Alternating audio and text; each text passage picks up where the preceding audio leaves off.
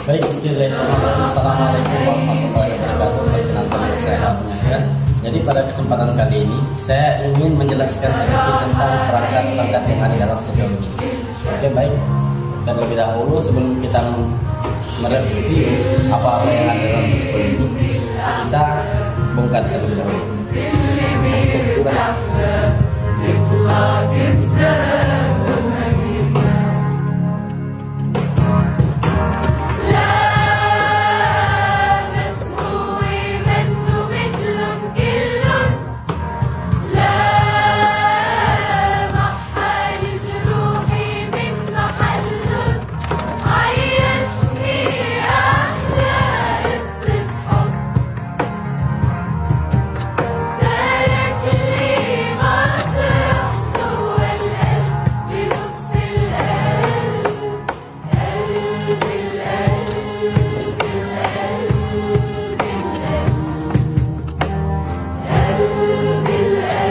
Baik, kita telah membongkar CPU ini, jadi saya akan menjelaskan sedikit tentang komponen-komponen yang ada pada CPU ini. Kita mulai dari casing.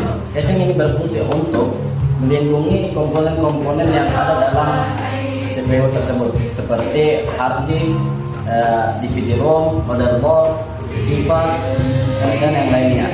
Terus yang kedua ada yang namanya power supply. Power supply ini berfungsi untuk mengantarkan listrik ke motherboard, dan power supply ini berfungsi untuk mengatur tegangan listrik pada CPU tersebut. Selanjutnya ada namanya kipas. Kipas pendingin ini berfungsi untuk mendinginkan CPU yang ada dalam motherboard, karena kita dapat mengetahui bahwasannya setiap komponen yang dialiri listrik, maka itu akan memudahkan menjadi panas. Jadi fungsi kipas ini untuk mendinginkan komponen yang ada dalam CPU tersebut. Baik, selanjutnya ada yang namanya motherboard. Motherboard ini berfungsi untuk menampung semua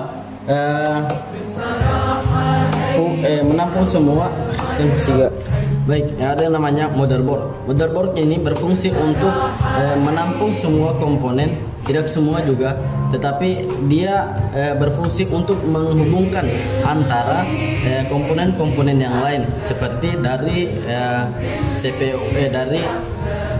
CPU ke hard disk dan RAM ke bagian lainnya.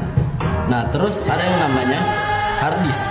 Hard disk ini adalah penyimpanan permanen untuk file-file yang kita buat.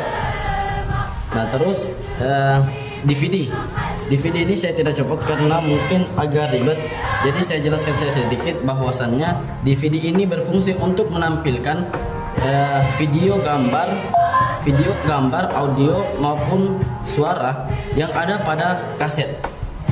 Nah, terus ada yang namanya RAM.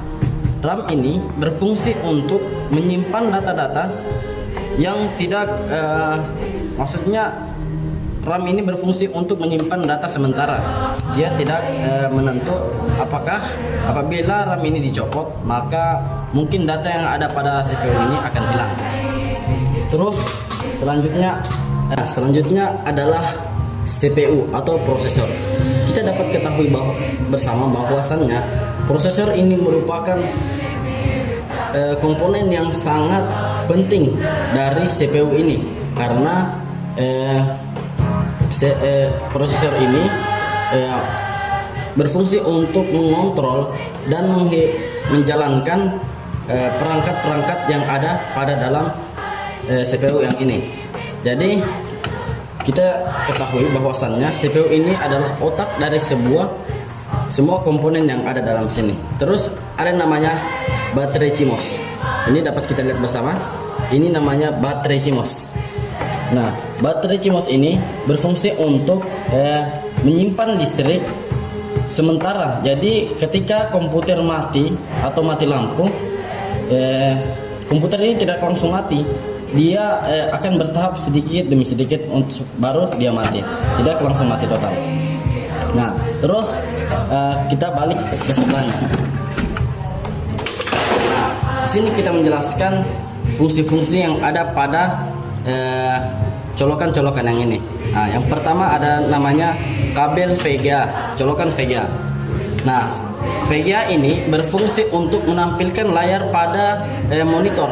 Jadi VGA ini juga sangat penting dari sebuah komponen CPU yang ini. Tapi kita dapat mengetahui juga bahwasannya selain VGA ada yang dapat menampilkan lagi gambar ke monitor, yaitu HDMI. Colokan HDMI ini berfungsi untuk menampilkan layar, tetapi terkadang ketika kita memakai HDMI atau VGA ada salah satunya yang error, maka kedua hal ini bisa kita pergunakan salah satunya. Nah, terus ada yang namanya colokan USB. USB ini berfungsi untuk mencolokkan flash disk, mouse dan keyboard. Selanjutnya adalah colokan kabel LAN. Nah, tempat yang ini untuk mencolokkan kabel LAN atau yang kita ketahui kabel yang mengantarkan jaringan. Nah, ini adalah tempat mencolokkan kabel LAN. Bisa